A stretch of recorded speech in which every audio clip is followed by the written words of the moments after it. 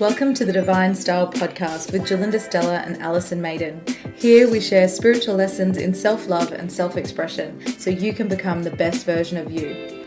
In this episode, we discuss the joy of gift giving and receiving, family ties, past lives and karmic connections.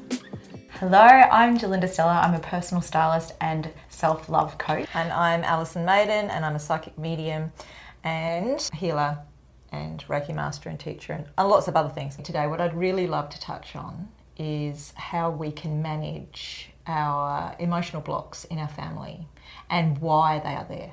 When I think about my own family, I think there's so many times where we've fought and then you forgive because we're told to forgive, and then you come back together. And Christmas is coming up. We're in December, and it can be a time where people butt heads. It's stressful because you've got more people around, maybe people that you don't really like or necessarily want to see, but because it's Christmas, we all get together. Yeah. I think that the gift-giving ceremony at Christmas is wonderful, by the way. I love giving gifts, but I don't give gifts just at Christmas. I give gifts all year round because I want to. I think that that's a wonderful way of sharing something with somebody that you want to give a gift to. Is like, it's almost giving a gift to yourself because you take such joy out of doing that.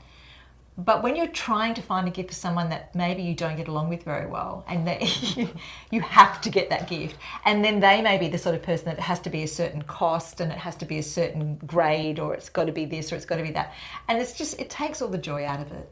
It just becomes you're an anxious mess, trying to find something. Years ago, I remember my aunt saying to me, she's like, always buy somebody something that you would want. But I think that kind of leads you a little bit astray, because unless you actually want to get it back, you're like, oh yeah, like if you don't want it, I'll have it. Yeah, right. But the thing with gift giving, it definitely is when it's more personal, when you put thought into it, when you're thinking about what the other person, their likes, their tastes. But like you said, when you don't really want to get them anything, that can be quite difficult. Well, and not only that, if you don't have a lot of contact with them during the year, you're probably not really aware of where they're at, what their likes and dislikes are anymore. So, and people change all the time, don't they? Gift voucher? What they're into. Well, that's why I think vouchers have become such a popular thing, to be honest. Look, I think that the gift giving and receiving ceremony of Christmas is a very important thing, and it kind of represents, in the biblical story of Jesus receiving the gifts, etc. That's what it's meant to emanate. But at the same time, we're giving to somebody else what we are trying to appease in ourselves. Right. Yeah. So I will use an example of someone that I know who is a beautiful girl, and she's a great mum, a young mum, great mum. But she's not a member of my family, so I just clarify that. She's someone I know. But she has 3 beautiful children, and those children receive so many gifts at Christmas, like you can't even see the tree. Right. Now, I think it's because she wants to show them how much she loves them. And that's what I get from this. She gets so much joy from seeing her kids open those presents. And when, I've seen them, and Christmas morning, ripping all the paper off, and she loves it. It's her form of joy. But then the kids have got these toys strewn from one end of the house to another, and half the time they don't even look at what's the parcel is because they're too busy looking at the next one, So I think we've got to sort of come to a point in ourselves as how much is too much for a start. And, the appreciation of the fact that someone has taken time to buy that gift, wrap that gift and give it to you. And that's another one too, because we've all been given gifts that we don't really want or need or like, and that sort of feigned excitement when you open it, like, oh, why, thank you, I didn't know I needed a peeler, which I got once, but I actually love that. It's a useful gift. It was a very useful gift. I actually did enjoy that peeler. Yeah. But sometimes it can be that really receiving and not taking it personally, because somebody has taken the time out to choose something that in their mind or heart maybe was something that they thought you would really enjoy. For me with clients, often I know straight away when people have been given jewellery or clothing that was a gift because it's not them. Yes. And because people usually choose things that they like or that they see the other person as maybe liking. And we can get that a little bit astray. I think if you are going to buy jewelry for people, or if you are going to go down the path of maybe even, buying clothing, you want to sort of look at what they're already wearing. Maybe take note if they're wearing gold or silver, because sometimes people have a preference of that. Yes.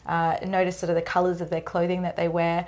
I know my friend recently got me an eye, like the third eye. I thought they were very cool for a pair of earrings. Yes. But that was really thoughtful because she knows that I love that type of thing. Yes. And I think that's the whole point of it, is that if you've picked a gift because you've been thoughtful, you've been looking, you've engaged in that person's life, that's so much more meaningful. And even if the gift isn't like something they would wear every day, I've got things in my drawers that sit there because they were given to me. I love them because of the thought behind them, but something I would probably never wear or never actually use. But the fact that they got it for me is really meaningful to me.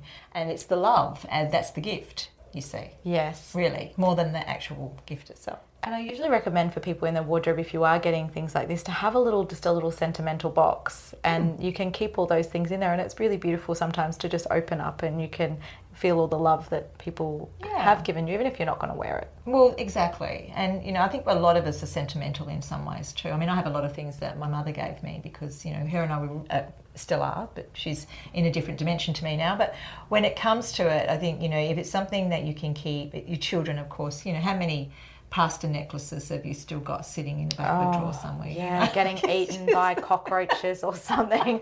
But it's the thought, it's what they did. They put so much effort into it, and it's so cute, So yeah, I definitely feel that. But when we're talking about the stress around the gifts and things like that, I think it's so important to remember why we are here and doing this and what it is. Christmas is a time that's supposed to bring people together. We're supposed to interact and we're supposed to have a good time, and we're meant to be showing love to each other. Now, if it becomes a stressful situation because of family differences and, and let's face it, every family's got a difficult person in it, right? Christmas can also turn into a nightmare for some people. And then at the other end of the scale, there are people that don't have family. Yes. That are lonely at Christmas. Is there a friend that you can invite in? Is there somebody that is going to be alone and that you don't want them to be? And so therefore you will provide some form of invitation or comfort or even food for them. So it's a time, I think, that we really need to look at the opportunity to give, which we should be doing all year round, mind you, but at least the Christmas spirit can come out within us, and try and make that extra effort at that time. To connect. People are lonely. There are some very lonely people at Christmas time, and it is really about connection, even if you haven't spoken to someone all year. Just getting that, I know people don't really send cards anymore, but sending an email or a text or giving someone a phone call at Christmas, it is really heartwarming and can make a big difference in people's lives, especially the older people in our community. Sometimes they're a little bit, forgotten, which is really sad. It is extremely sad. I think too, you've got to remember. I mean, I know you know I was a paramedic for a long time in in this life, but it was a previous life to what I'm doing now. The suicide rate goes up considerably around Christmas time, which is a terribly sad situation.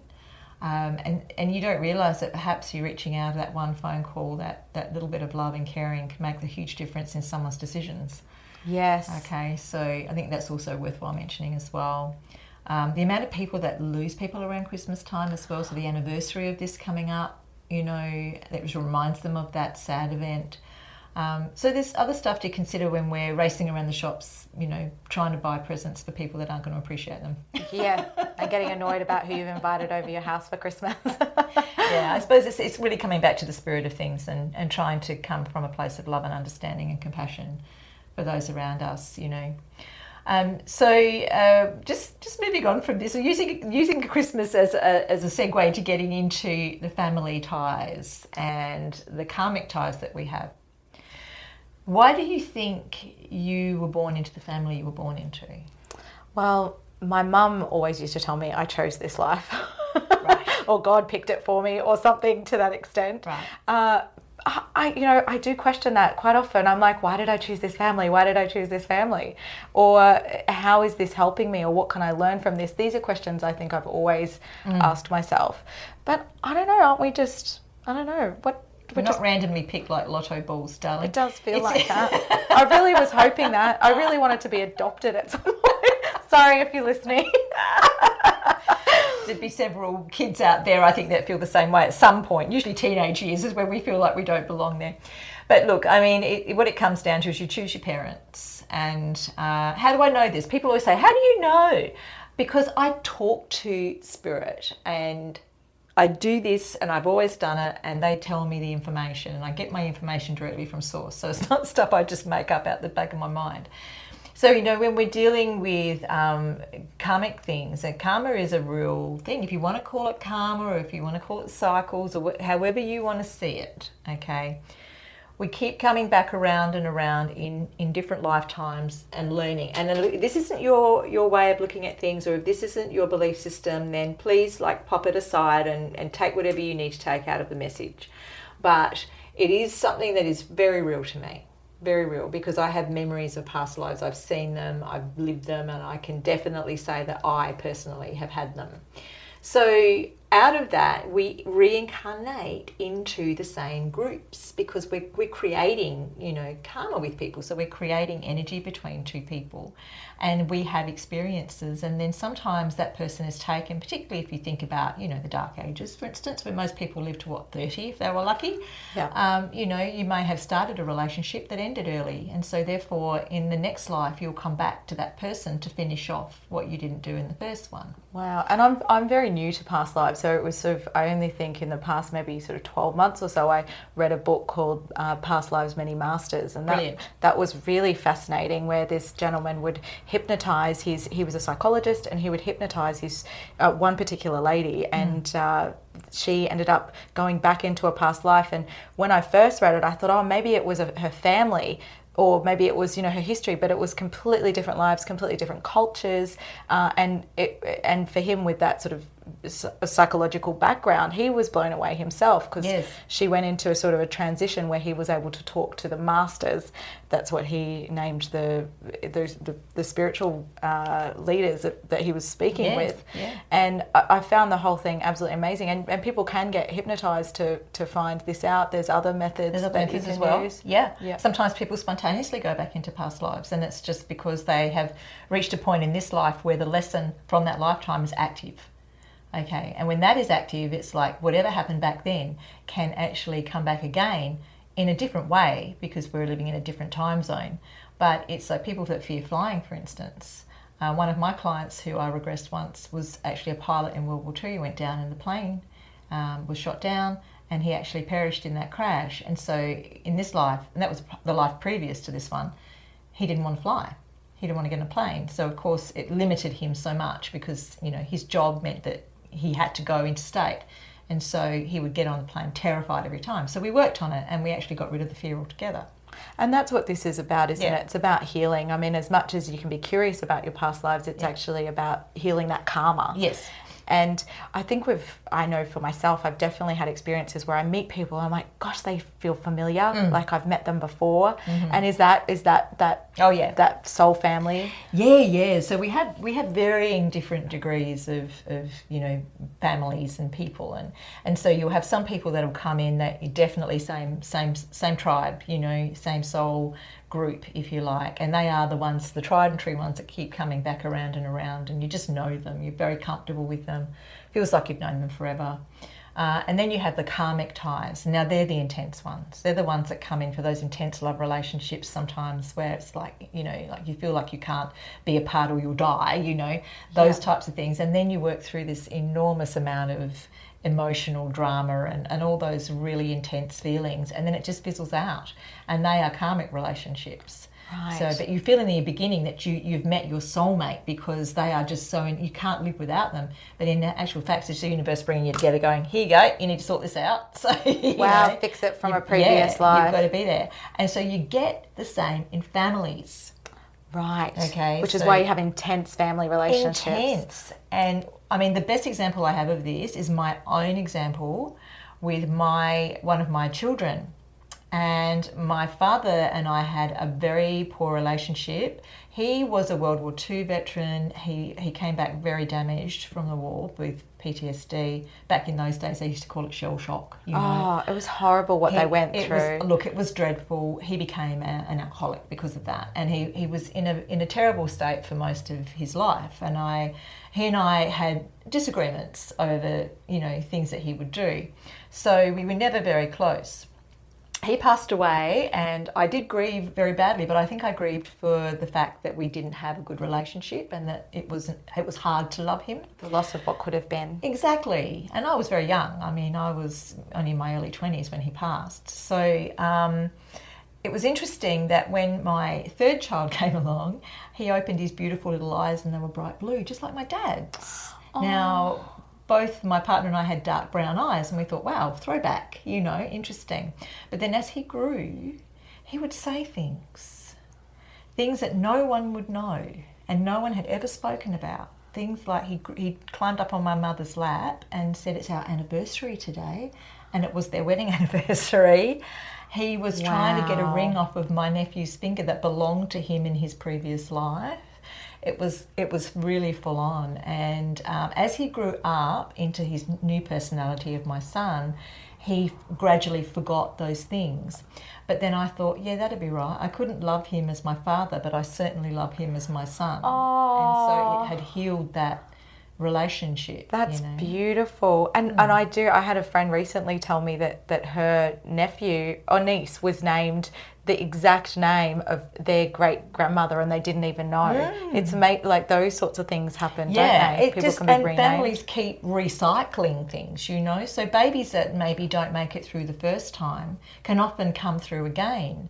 So, there was a recent one where the brother had been lost in 20 years ago, but he reincarnated as the son of his brother.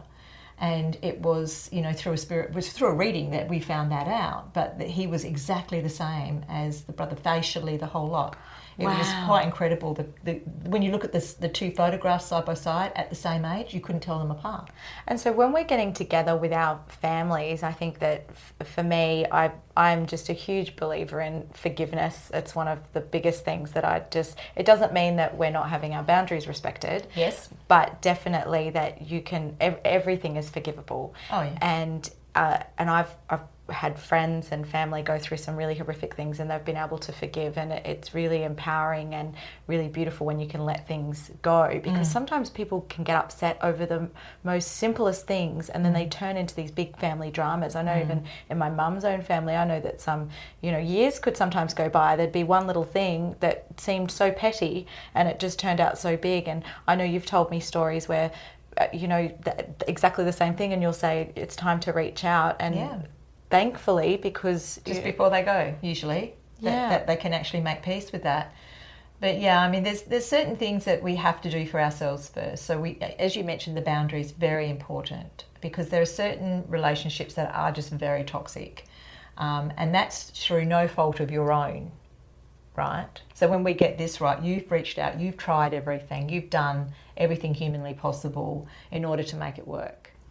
And it's the other person's choice, and there's nothing you can do about that one because it's their choice, but you've done everything you can, right?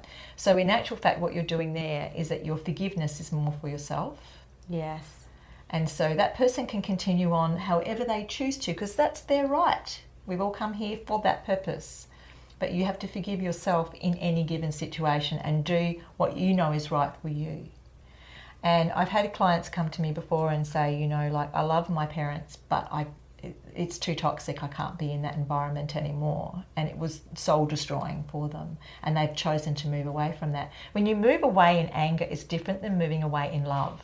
Yes. And you can send love and healing from a distance. But if you can get to that point where it's physically able, when both parties are able, or you can go to counselling or whatever it might be that is necessary to get this happening, then that's the best possible outcome, really, because then you don't have to come back and do it again. Yeah, because who wants to do that? I don't want to do that. No.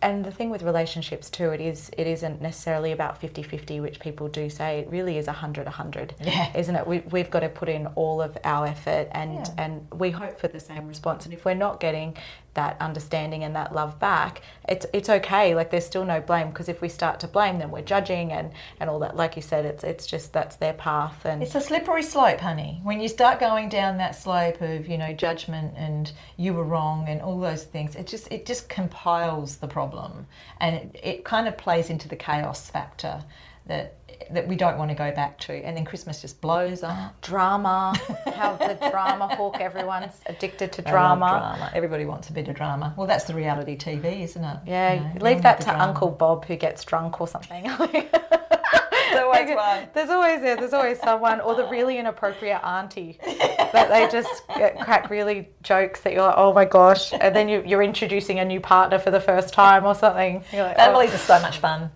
They are. They really are. This Christmas, think about giving beautiful gifts, sharing the love, forgiving where you can, and creating good boundaries. Yes, absolutely. And don't forget the gift of your time. Okay? Time is the biggest gift you can give anybody. Including yourself. Yes, exactly. If you need time out, that's really important as well. Take time, even if it's 5 minutes in the morning, or deep breaths. But taking time away if you need it, just to have a big deep breath and center and then go back, I think that's really important as well. Yeah, and above all, enjoy. You know? And whatever you're doing, enjoy it. I love making food for my family. I don't like cooking at the best of times, but I love making food for my kids. And when they all come over with their kids, and it's like, that's my joy.